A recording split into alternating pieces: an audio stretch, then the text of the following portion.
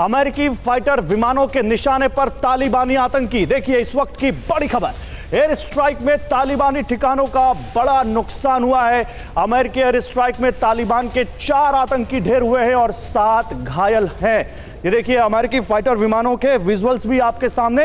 ये वो fighter jets हैं जिन्होंने तालिबानी आतंकियों को निशाना बनाया है और इन तालिबानी आतंकियों पर एयर स्ट्राइक की गई है इन अमेरिकन फाइटर जेट्स की तरफ से, और उसमें कई तालिबानी आतंकी मारे गए हैं। तालिबान के हथियारों के गोदाम तबाह हुए हैं।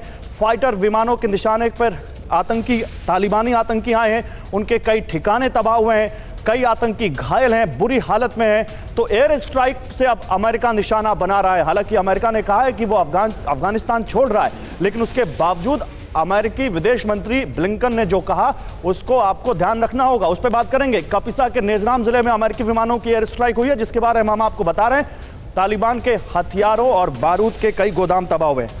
देखिए ये अमेरिका ने एक बार फिर से तालिबान पर एयर स्ट्राइक की है और अमेरिका ही है जो वहां से छोड़कर जा रहा है अफगानिस्तान को। कई लोग अमेरिका को इसके लिए जिम्मेदार ठहरा रहे हैं। आप क्योंकि चीजों को समझते हैं, आपकी क्या राय है इस पर?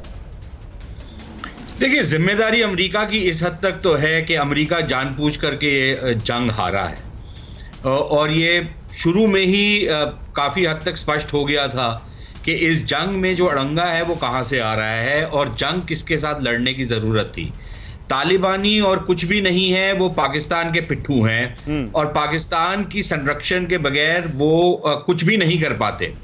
लेकिन अमेरिका बहादुर ने जो भी पाकिस्तान की कारस्तानियां थी उसको कंप्लीटली नज़रअंदाज किया और आज भी कर रहा है।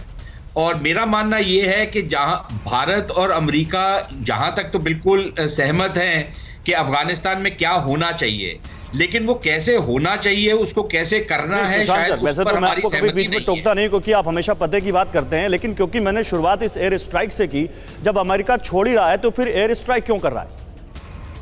नहीं, वो एयर स्ट्राइक देखिए, अब थोड़ी बहुत तो अपनी इज्जत भी बचानी है, थोड़ा बहुत वो ये भी दिखाना है कि हमारे छोड़ने से इमीडिएटली सारा कोलैप्स नहीं हुआ और वो ये नहीं चाहते कि जिस तरीके से वो छोड़ के जा रहे हैं सारा कुछ ओवरनाइट कोलैप्स कर जाए। लेकिन जब अमेरिका अफगानिस्तान के अंदर था और एयर स्ट्राइक्स कर रहा था, अब तो वो 2000 किलोमीटर का राउंड ट्रिप मार के आते हैं एयर स्ट्राइक करने।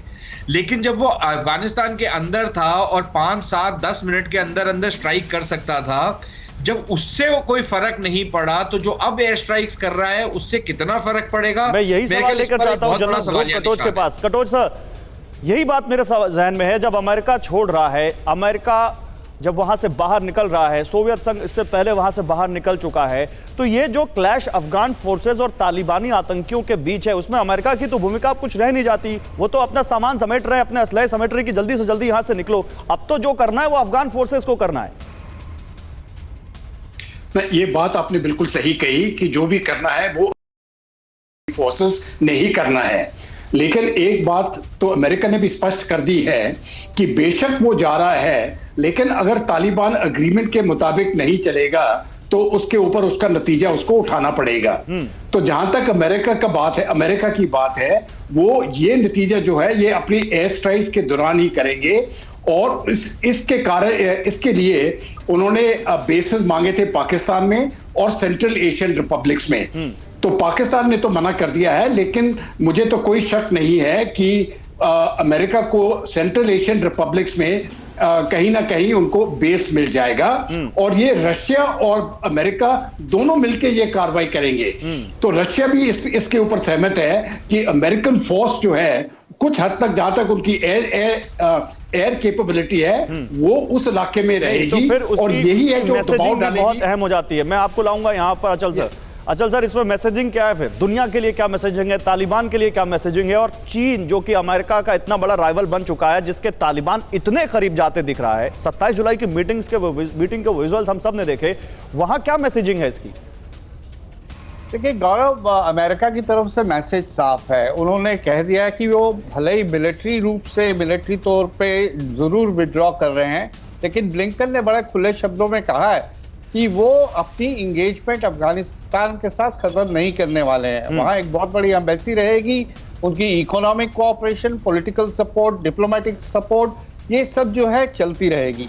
दूसरी बात जो उन्होंने खुल के कही है, उन्होंने कहा कि वो जरूर निकले हैं, उन्होंने तालिबान से एग्रीमेंट किया है, लेकिन अंडरस्टैंडिंग ये थी कि एक रीजनेबल पावर शेयरिंग एग्रीमेंट जो है वो उस पे आया जाएगा, और ऐसा नहीं है कि तालिबान को बाय फोर्स अफगानिस्तान के ऊपर कब्जा जमाने दिया जाएगा। उन्होंने साफ साफ कहा है कि तालिबान अगर चाहता है कि उसे इंटरनेशनल एक्सेप्टेंस मिले, रिकॉग्निशन मिले, और लोग उससे कोऑपरेट करें और उसके खिलाफ जो है सैंक्शंस नहीं लगे, उसके जो लीडर्स हैं इंटरनेशनल ट्रैवल कर पाए, इस सब के लिए जरूरी है कि तालिबान एक नेगोशिएटिंग टेबल पे बैठे और एक म्यूचुअली और क्या चीन के साथ जो करीबी है ये उसी के तहत, उसी प्लानिंग के तहत हो रही है। फिक्र आपकी, सोमवार से शुक्रवार रात 9 बजे सिर्फ TV9 भारतवर्ष पर।